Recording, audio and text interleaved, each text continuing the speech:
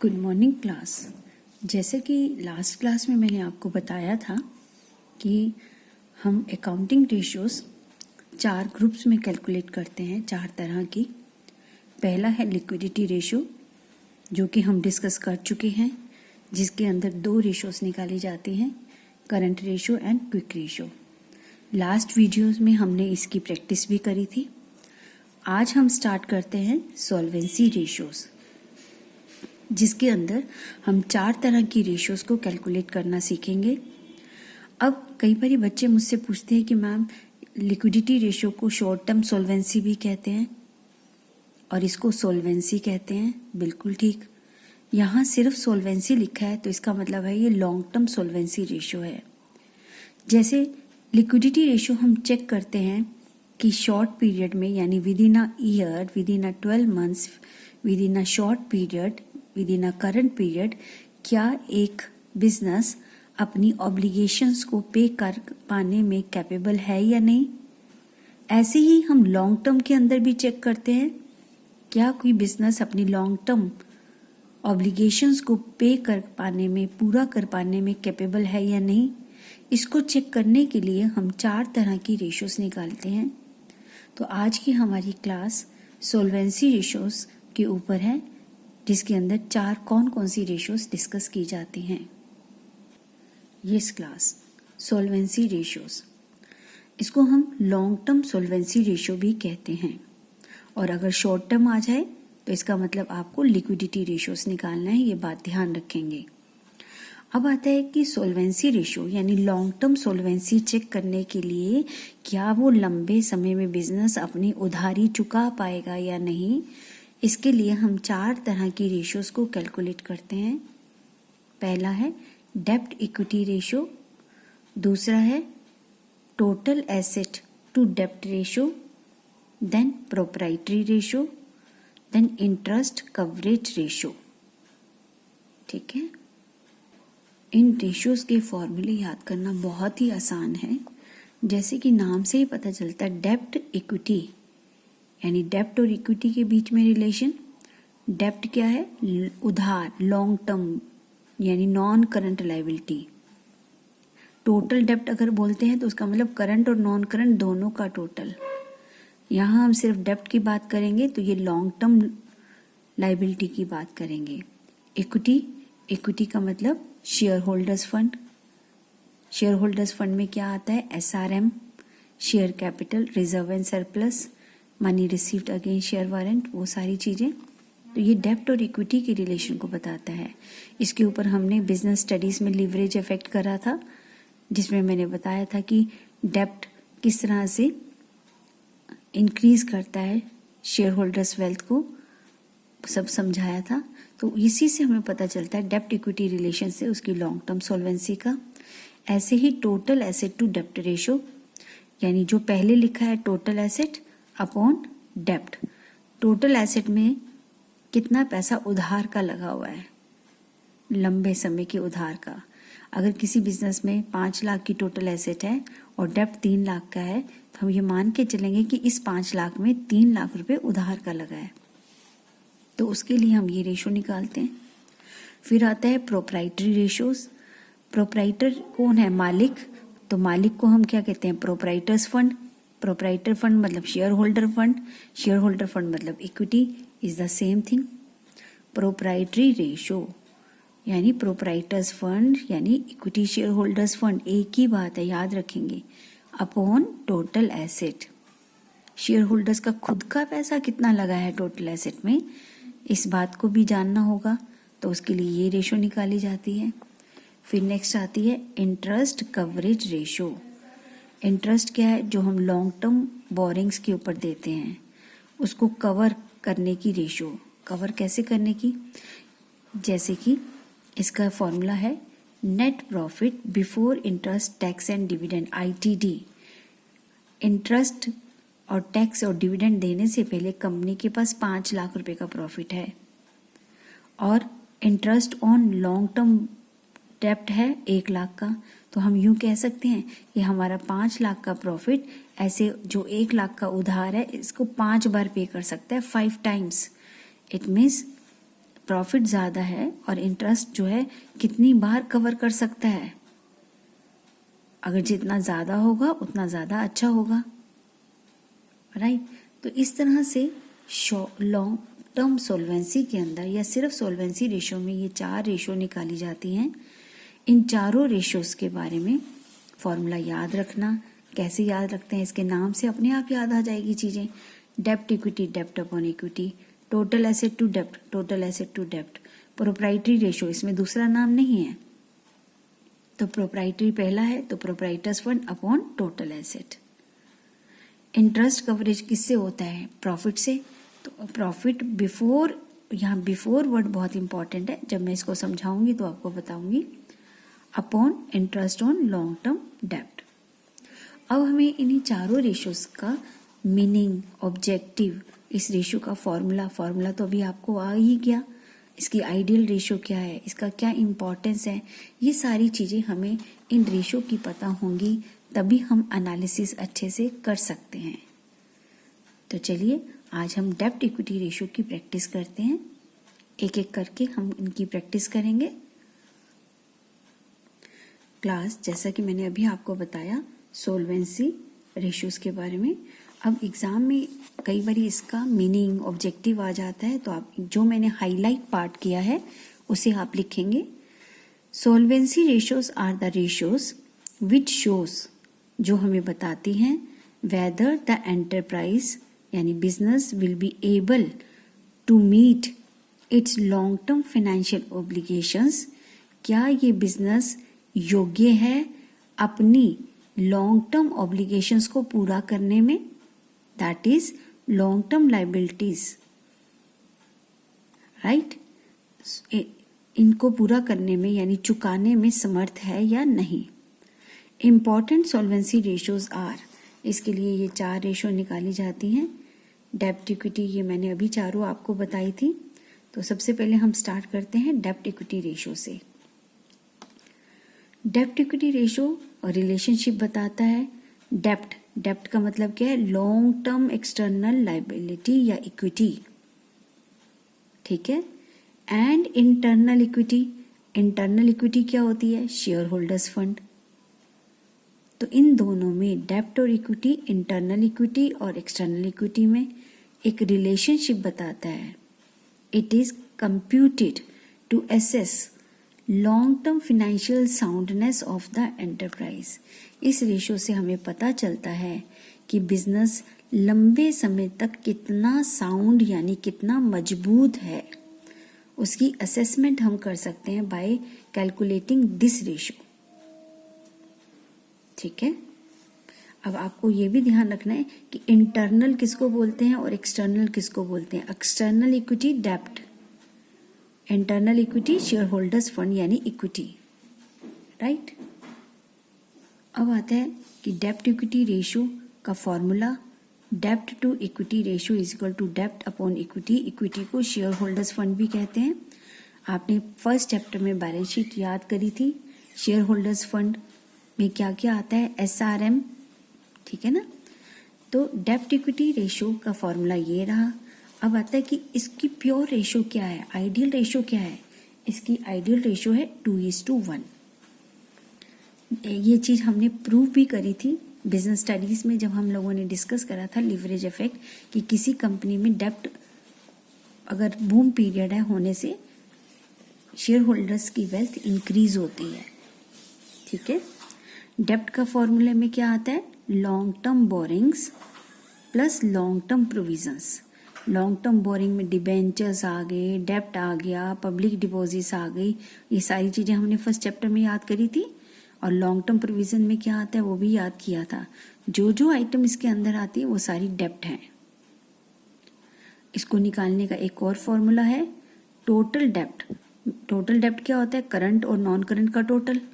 तो टोटल डेप्ट में से अगर करंट निकालेंगे तो क्या बचेंगे, सिर्फ लॉन्ग टर्म यानी डेप्ट, ठीक है। एक फॉर्मूला और है कैपिटल एम्प्लॉयड। कैपिटल एम्प्लॉयड जितनी पूंजी बिजनेस में काम कर रही है, चल रही है, तो कैपिटल एम्प्लॉयड किसकी होती है, equity plus long term borrowing, ठीक है।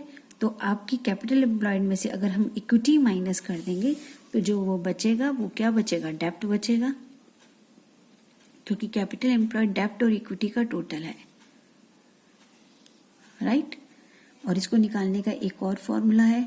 इन फॉर्मूलों को आप अपने आप निकाल सकते हैं, जो मैंने आपको डम्मी बैलेंस शीट बनाकर दिखाई थी। अभी हम जब प्रैक्टिस करेंगे तो आप देखोगे कि वो बैलेंस शीट कितना इम्पोर्टेंट रोल प्ले करती है फॉर्मूलेज बनाने में, कैलकुलेशंस करने में, ठीक है। अब आता है कि कैपिटल एम्प्लॉयड का एक तो ये फॉर्मूला होता है। अब यहाँ हमने कैपिटल एम्प्लॉयड को ही समझाने के फॉर्मूले बता दिए। एक तो होता है डेब्ट और इक्विटी, एक होता है non current asset plus working capital minus fictitious asset. ये दो फॉर्मूले हैं हमारे किस चीज के, ये लायबिलिटी अप्रोच के हैं, ये एसेट अप्रोच से निकालने वाले हैं। अब आता है कि फॉर्मूले में हमारे पास इक्विटी है। इक्विटी में क्या आता है, इक्विटी शेयर होल्डर्स फंड में आता है शेयर कैपिटल। शेयर कैपिटल में दोनों तरह की शेयर कैपिटल याद रखेंगे, इक्विटी भी और प्रेफरेंस भी, plus reserves and surplus. SRM मैंने बताया आपको। अगर फर्स्ट चैप्टर अच्छे से याद है बेटा तो ये सारे फॉर्मूले आप बना सकते हैं, लिख सकते हैं, कर सकते हैं, ठीक है। SRM तो डेब्ट क्या होता है, long term borrowing plus long term provisions. Equity होता है शेयर होल्डर्स फंड, जिसका मतलब है SRM, share capital, equity preference दोनों तरह की, रिजर्व्स एंड सरप्लस जितने भी हैं वो ऐड हो जाते हैं, plus money received against share warrant. अगर होगा तो ऐड करेंगे, नहीं होगा तो छोड़ देंगे, ठीक है। अब इसी को आगे एलिब्रेट करते हैं। यस क्लास, आप हाईलाइट पार्ट ही देखेंगे। लॉन्ग टर्म बोरिंग्स में क्या आता है ये पहले पढ़ चुके हैं आप चैप्टर 1 में। Are shown in the balance sheet under non current liability. Non current liability में दिखाया जाता है, जिसके अंदर क्या आता है, debentures, bonds, loan from banks and financial institutions and public deposits. ये सारे डेब्ट का पार्ट हैं, ये आपको पता होना चाहिए, क्योंकि ये क्वेश्चन में जब दिया होगा तो आपको इन सब का टोटल करना होता है। Long term provisions are also shown in the balance sheet under non current liability. Non current liability में दिखाया जाता है, ये बात आप पहले से जानते हैं। It includes liability such as provision for gratuity, leave encashment etcetera. Provision for gratuity and leave encashment, ये सारी चीजें मिलती हैं, ठीक है। अब आता है कि अगर डेब्ट अपॉन इक्विटी में हाई रेशो कब होगी, जब डेब्ट ज्यादा होगा। सो अ हाई डेब्ट टू इक्विटी रेशियो का मतलब क्या है कि उधार ज्यादा है। The enterprise is depending more on borrowing और एक्सटर्नल डेब्ट, कि बिजनेस ज्यादातर उधार पर टिका हुआ है, as compare to share holders fund. In effect lenders are at higher risk. अब इसकी वजह से जो लेंडर्स हैं, जो उधार देने वाले हैं, वो हायर रिस्क पर रहेंगे। क्यों? क्योंकि पहले से कंपनी के पास बड़ा उधारी है, एंड हैव लोअर सेफ्टी, और उन्हें लगेगा कि इस कंपनी में पैसा देना तो सेफ्टी नहीं है, पहले से काफी उधार है। ऑन द अदर हैंड, दूसरी तरफ लो डेब्ट टू इक्विटी, यानी अगर डेब्ट कम है इक्विटी से, लो डेब्ट है, इसका मतलब क्या है, that the enterprise is depending more on share holders, वो अपने खुद के पैसे पे डिपेंडेंट है, then external equity. In effect अब ऐसे में क्या होगा, lenders are at a lower risk, lenders को कम रिस्क है, वो पैसा उधार देने को तैयार है, एंड हैव हायर सेफ्टी, क्योंकि उन्हें लगता है कि वो ज्यादा सेफ है। अब आता है कि आइडियल रेशियो क्या है डेब्ट इक्विटी की, that is 2:1 is considered as an appropriate ratio, ठीक है। इसका ऑब्जेक्टिव क्या है, it also indicates the extent to which the business depends on borrowed funds और इट्स बिजनेस। इस रेशो को निकालने का मुख्य उद्देश्य ये है, इस बात का पता चल सके कि ये बिजनेस कितने उधार के पैसे पर टिका हुआ है। ये लाइन इसकी मेन ऑब्जेक्टिव है, ठीक है। तो ये थी हमारी डेब्ट इक्विटी रेशियो। अब हम इसके कुछ क्वेश्चंस करते हैं। यस बेटा, आप इन चीज़ों में जितने भी रेशियोज करोगे आप ये देखोगे कि जिस बच्चे का फर्स्ट चैप्टर यानी बैलेंस शीट का फॉर्मेट, आइटम्स, हेडिंग, सब हेडिंग अच्छे से याद है तो वो इन रेशियोज को बड़ी अच्छे से और स्मार्टली कैलकुलेट कर लेता है। नाउ इलिस्ट्रेशन नंबर 39, कैलकुलेट डेब्ट equity ratio. Share capital 10,000 equity shares of ₹10 each इतना, रिजर्व इतना, सरप्लस। अब ये सारी चीज़ें शेयर होल्डर्स की हैं। डिबेंचर्स डेब्ट है, लॉन्ग टर्म प्रोविजन डेब्ट है, आउटस्टैंडिंग एक्सपेंसेस ये तो करंट लायबिलिटी होती है यानी इसको नहीं लेना। तो डेब्ट में इन दोनों का टोटल आ जाएगा और इक्विटी में इन तीनों का चेक करते हैं। 75 और 25 1 लाख और इन तीनों का टोटल आ गया 1,75,000। ये देखिए, तो आपने पहले फॉर्मूला लिखा, फिर फिगर्स का टोटल लिख दिया। डेब्ट क्या है, डेब्ट is equal to this, equity क्या है, इज इक्वल टू इसको माना इक्विटी, इसको माना डेब्ट। फॉर्मूला अपने आप लिख दिया यहाँ से देखकर जो जो आइटम गिवन है और आपका आंसर आया 0.57/1। क्योंकि आप इसकी लोएस्ट टर्म 1 तक लाएंगे तभी पता चलेगा कि ये आइडियल रेशो जो कि हमारी क्या है 2:1 के पास है या नहीं। ठीक है, तो डिनोमिनेटर में 1 आना चाहिए तभी हम कंपेयर कर सकते हैं, अदरवाइज हम कंपेयर नहीं कर सकते हैं।